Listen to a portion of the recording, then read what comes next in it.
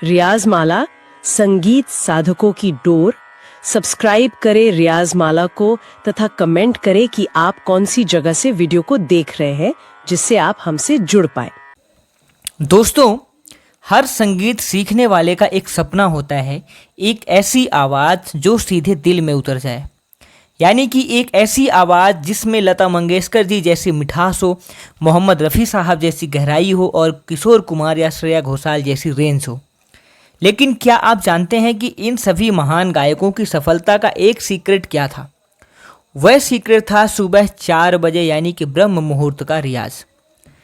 आज के इस वीडियो में मैं आपको बताऊंगा कि सुबह 4 बजे रियाज करने के क्या क्या चमत्कारी फ़ायदे हैं और 4 बजे का रियाज क्यों करना चाहिए।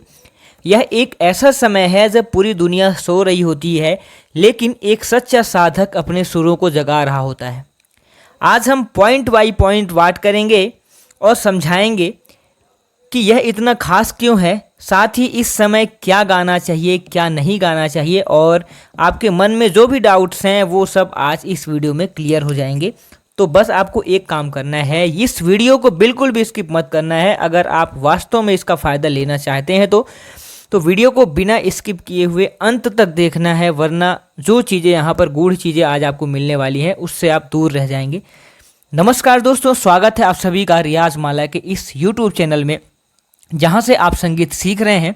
तो अगर आप चैनल में पहली बार आए हैं तो चैनल को सब्सक्राइब करें, क्योंकि इस परिवार को बड़ा बनाने की जिम्मेदारी आपकी है। रियाज माला परिवार को बड़ा बनाने में मदद करें और ऐसे लोगों के साथ शेयर भी करें वीडियो को जो कि वास्तव में संगीत से जुड़े हुए हैं और आपके अच्छे दोस्त हैं जिनका आप चाहते हैं कि वो भी संगीत में काफ़ी नाम करें।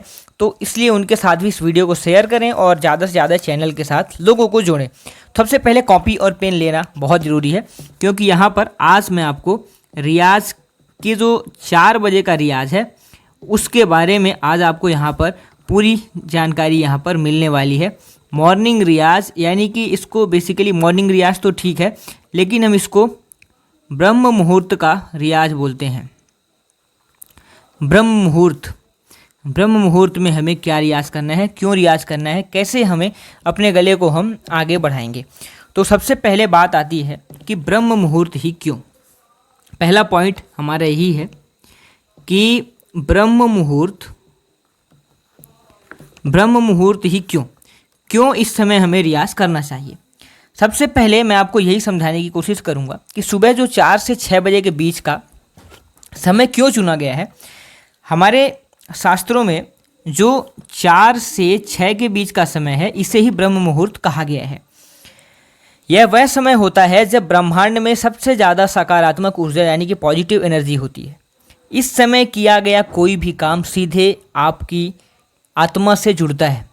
संगीत केवल कला नहीं है, एक साधना है, और साधना के लिए इससे बेहतर कोई समय नहीं हो सकता। वैज्ञानिक दृष्टि से सुबह के समय हवा में ऑक्सीजन और ओजोन का स्तर सबसे शुद्ध होता है। रात भर सोने के बाद हमारी जो वोकल कॉर्ड्स हैं वो पूरी तरह से रिलैक्स होती हैं। आसपास कोई शोर, कोई पॉल्यूशन, नॉइस पॉल्यूशन कुछ भी नहीं होता है। ऐसे में जब हम सांस लेते हैं तो हमारे फेफड़े को ऑक्सीजन मिलती है, जो गायकी के लिए वरदान होता है। अब यहाँ पर दूसरा पार्ट है कि सुबह 4 बजे रियाज के फ़ायदे क्या हैं। जो हम 4 बजे रियाज करेंगे उस रियाज के फ़ायदे, 4 बजे रियाज करने का फ़ायदा क्या है। 4 बजे जो रियाज करने का फ़ायदा है वो सबसे बड़ा फ़ायदा ये है कि खरज यानी कि मंत्र का विकास। पहला जो बहुत सारे लोग खरज का रियाज तो करते हैं, लेकिन अगर उनको फ़ायदा नहीं हो रहा है तो आपको ये तरीका आपको अपनाना चाहिए, क्योंकि यहाँ पर मंत्र का विकास पहला जो पॉइंट है हमारा।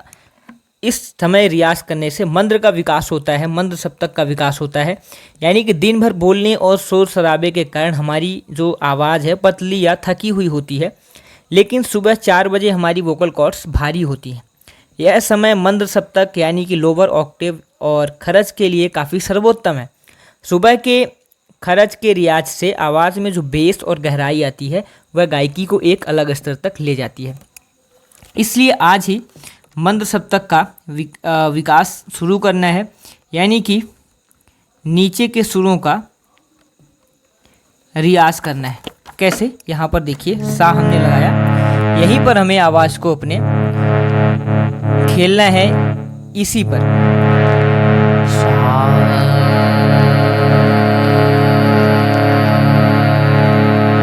हमने सा लगाया, सा के ऊपर हमने बहुत देर तक काम किया, कम से कम 5 मिनट तक।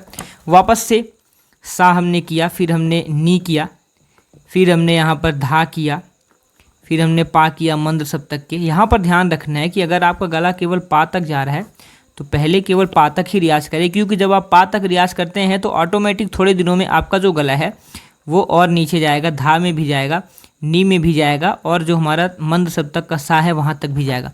लेकिन अगर हम ज़बरदस्ती करेंगे गले के साथ तो हमारा गला खराब हो जाएगा। इसलिए नी में आना है, नी धा पा,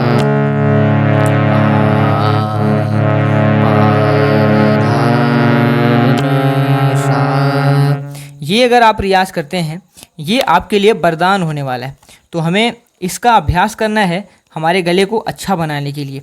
अब देखिए दोस्तों, अगला जो है यहाँ पर हमारा पॉइंट, वो पॉइंट ये है कि सांस का अद्भुत नियंत्रण। जो दूसरा फायदा होता है वो होता है ब्रीथ कंट्रोल। जो 5 बजे का रियाज है यहाँ पर आपको सारे फायदे मिलने वाले हैं, यानी कि सांस नियंत्रण यहाँ पर आपका बहुत बढ़िया हो जाता है। सुबह का जो वातावरण होता है वो शांत होता है। जब आप 4 बजे उठकर लंबे सा का रियाज करते हैं या ओमकार या नाद का अभ्यास करते हैं तो आपकी सांस लंबी होती है, जो शुद्ध हवा फेफड़ों की क्षमता को बढ़ाती है। क्षमता उनकी, जो हमारी फेफड़ों की कैपेसिटी यानी कि लंग कैपेसिटी होती है वो काफ़ी इम्प्रूव होती है सुबह अगर हम ओम का नाद का अभ्यास करते हैं तो, जिससे आप अपनी लंबी ताने और सांस को लंबा कर सकते हैं। यहाँ पर क्या करना है, ओम का रियाज करना है और हम का रियाज करना है। कोशिश करें कि अगर आप इसको मंद सप्तक में करेंगे तो और बेहतर होगा।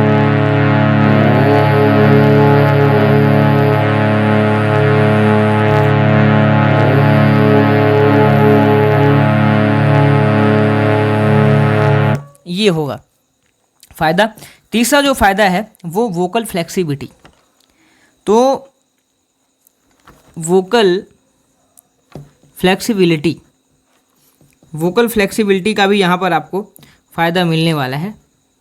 ये तीसरा फ़ायदा है। इसका मतलब होता है वोकल फ्लेक्सिबिलिटी का कि गले में लोच और मुर्कियाँ, जब आप सुबह भारी गले से आप शुरुआत करेंगे और धीरे धीरे अपनी आवाज़ को खोलते हैं तो गले की नसें बहुत लचीली हो जाती हैं और यह लचीलापन आपको कठिन से कठिन हरकतें, मुर्कियाँ और खटका लेने में मदद करता है। चौथा फ़ायदा यहाँ पर यह होने वाला है कि एब्सोल्यूट फोकस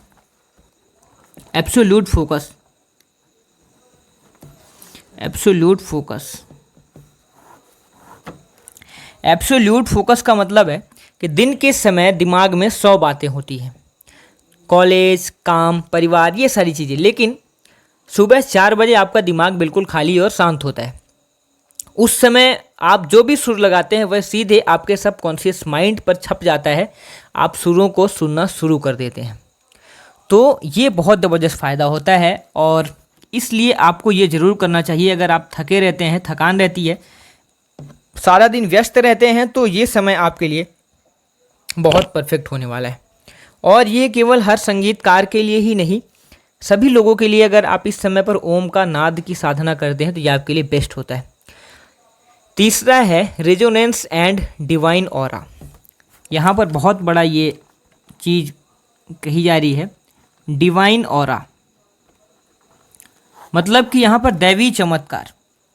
जो गायक सालों तक ब्रह्म मुहूर्त में रियाज करते हैं उनकी आवाज़ में एक अजीब सा ठहराव और आकर्षण आ जाता है जिसे नाद कहते हैं।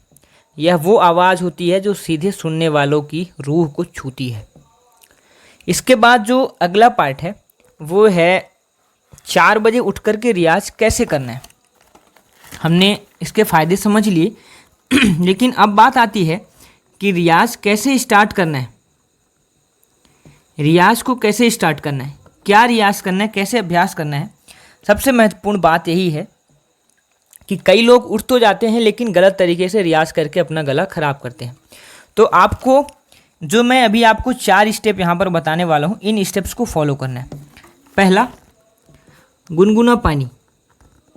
सुबह उठते ही आपको गुनगुना पानी पीना है। क्यों पीना है?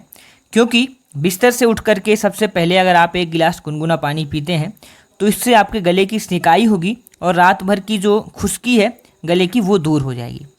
दूसरा, तुरंत हारमोनियम पर नहीं बैठना है। हारमोनियम पर तुरंत नहीं बैठना है उठने के बाद। क्यों नहीं बैठना है?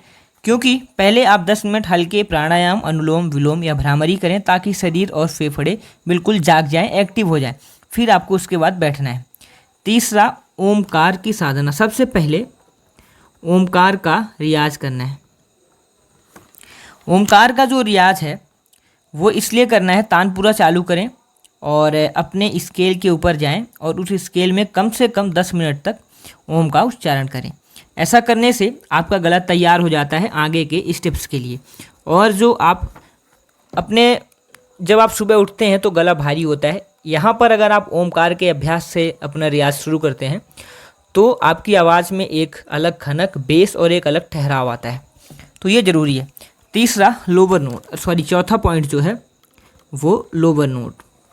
मतलब कि जब सुबह आप उठें तो सुबह उठने के बाद आपको कभी भी तार सप्तक का अभ्यास नहीं करना है, आपको तुरंत बैठना है। ये सारी 3 स्टेप्स को फॉलो करना है। चौथे स्टेप में आपको यहाँ पर खरज के सुरों के ऊपर काम करना है, यानी कि नीचे के सुरों पर सा नी धा पा, जैसे हमने स्टार्टिंग में बताया था। और उसको हमें 2 तरह से बोलना है। पहले तो आप सा नी धा पा बोलेंगे, सा नी धा पा मंद सप्तक में। इसी को हम आ में बोलेंगे। यहाँ पर जितने भी आप वर्ण यहाँ पर यूज करेंगे इन सभी को आ में बोलेंगे। फिर इसी को हमें ई में बोलना है। सुर हमारा वही रहेगा लेकिन हमें तरीका चेंज करना है, ई बोलना है। जैसे हमने एक बार सा नी धापा कर लिया, फिर हम इसे को सा बोलेंगे लेकिन आ की आवाज़ में, वापस से नी को भी आ की आवाज़ में, धा को भी आ की आवाज़ में, फिर आ को ई की आवाज़ में, नी को भी ई की आवाज़ में, धा को भी ई की आवाज़ में और पा को भी ई की आवाज़ में हमें लगाना है। अब जो अगला है, यहाँ पर आपके सभी डाउट्स, यहाँ पर जो भी डाउट बनते हैं तो उन डाउट को भी यहाँ पर मैं क्लियर करता हूँ। तो अब जो पार्ट है वो आपके डाउट को क्लियर करेगा। डाउट यहाँ पर बहुत सारे लोगों का पहला डाउट तो ये आता है कि क्या 4 बजे रियाज करने से पहले कुछ खाना चाहिए? तो इसका जवाब है कि बिल्कुल नहीं, कुछ नहीं खाना चाहिए। रियाज खाली पेट ही करना चाहिए। अगर आपको बहुत कमज़ोरी लगती है तो आप 2 बादाम या आप छोटा टुकड़ा गुड़ खा सकते हैं, और लेकिन भारी नाश्ता या चाय कॉफ़ी पी करके रियाज ना करें। यह गले को सुखा देते हैं और ये गले के लिए अच्छा नहीं होता। दूसरा, मुझे सुबह उठते ही कफ बलगम की समस्या होती है तो मैं क्या करूं? यह बहुत आम बात है। अगर गले में कफ है तो गुनगुने पानी में चुटकी भर सेंधा नमक और हल्दी डाल करके गरारे करें। गले पर जोर डाल करके कफ निकालने की कोशिश ना करें। हल्के हल्के आप सा का रियाज करें। एक टाइम में आपका गला खुद ब खुद साफ़ हो जाएगा। तीसरा क्वेश्चन ये आता है कि मैं कितनी देर तक सुबह का रियाज करूं? अगर आप शुरुआत कर रहे हैं तो 30 से 45 मिनट काफ़ी है। धीरे धीरे इसे बढ़ा करके 1 से 2 घंटे तक ले जाएं। क्वालिटी महत्वपूर्ण है, क्वांटिटी महत्वपूर्ण नहीं है, इसको ध्यान में रखना है। चौथा डाउट ये आता है कि क्या सुबह के समय हम फास्ट गाने या फिल्मी गाने गा सकते हैं? तो सुबह का जो समय है वो गाना गाने का नहीं होता है बल्कि गला बनाने का होता है। इस समय सिर्फ बुनियादी अलंकार, पलटे और खरज का अभ्यास करें। गाने आप दिन में किसी भी समय गा सकते हैं। तो ये 4 क्वेश्चन बहुत महत्वपूर्ण थे। तो दोस्तों, कुल मिलाकर के निष्कर्ष यहाँ पर ये निकलता है कि आप महान गायक मोहम्मद रफ़ी साहब के बारे में कहा जाता है कि वह सुबह ताउम्र 3 से 4 बजे उठ करके रियाज करते थे। संगीत कोई शॉर्टकट नहीं है। जब आप उस वक्त जाग करके मेहनत करते हैं जब बाकी दुनिया आराम कर रही होती है तो कुदरत खुद अपनी आवाज़ आपकी आवाज़ में जादू भर देती है। शुरुआत में 4 बजे उठना मुश्किल होगा, शरीर दर्द करेगा, नींद आएगी, लेकिन सिर्फ 21 दिनों तक इस रूटीन को फॉलो करके देखिए। आप अपनी गायकी में वो बदलाव महसूस करेंगे जो सालों साल मेहनत से नहीं हुआ। अगर आपको ये वीडियो मददगार लगा हो तो आप कौन सी जगह से वीडियो को देख रहे हैं ये हमें कमेंट जरूर कीजिएगा। और अगर आप इस रियाज को शुरुआत करने वाले हैं आज से ही तो चैलेंज एक्सेप्टेड जरूर लिखिएगा, तभी मुझे पता चलेगा कि आप वाकई संगीत के प्रति लगनशील हैं और ईमानदारी से सीखना चाहते हैं। तो इसे उन सभी दोस्तों के साथ भी शेयर करिएगा जो संगीत सीख रहे हैं। कमेंट करके मुझे बताइए कि आप कल से सुबह कितने बजे उठ करके रियाज़ करने वाले हैं। वीडियो को लाइक करें। संगीत से जुड़ी ऐसी ही गहरी जानकारियों के लिए हमारे चैनल रियाज मालो को सब्सक्राइब करें। मिलते हैं अगले वीडियो में, तब तक के लिए रियाज़ करते रहिए, खुश रहिए। धन्यवाद। Thanks for watching.